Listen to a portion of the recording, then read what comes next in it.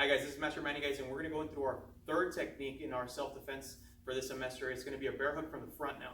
So when we're talking about the bear hugs, the most important thing is that people, when they start bear hugging you, is usually to take you, it's usually to move you or contain you, right? Either one of those, to me, really doesn't work. I don't like people holding on to me, and I don't like people taking me wherever they want to go instead of where I want to be or wherever I want to stay. And I tell people, the most important thing is that you need to stay calm because both their hands are busy. They're not going to be able to hurt you. You know that, right? They can't hit you, they can't grab you, they can't scratch you.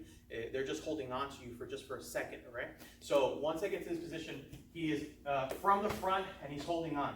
Now, the most dangerous part of this situation is that he's holding really close to the waist. He can start pulling and pushing, and then we're both falling. And if I fall backwards, he's going to land on top of me. Whether that's what he wanted or not, that's like the worst situation, because if I hit the concrete, he ends up on top. All his weight on top of me is going to hurt me. So every time I get to this spot, I need to get to my balance and I need to get to my base first. So his head is on my right side. That's the leg that I'm going to take a step back on.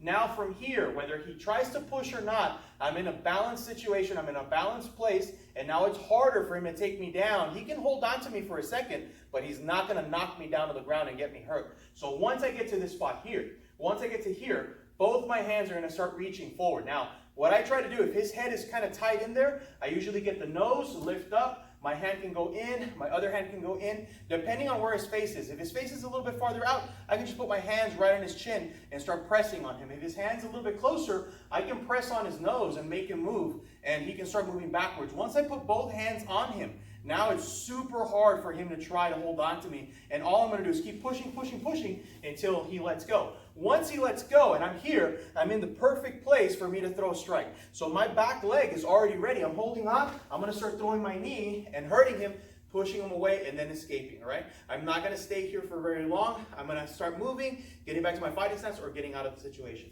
So again, he's holding on, all right?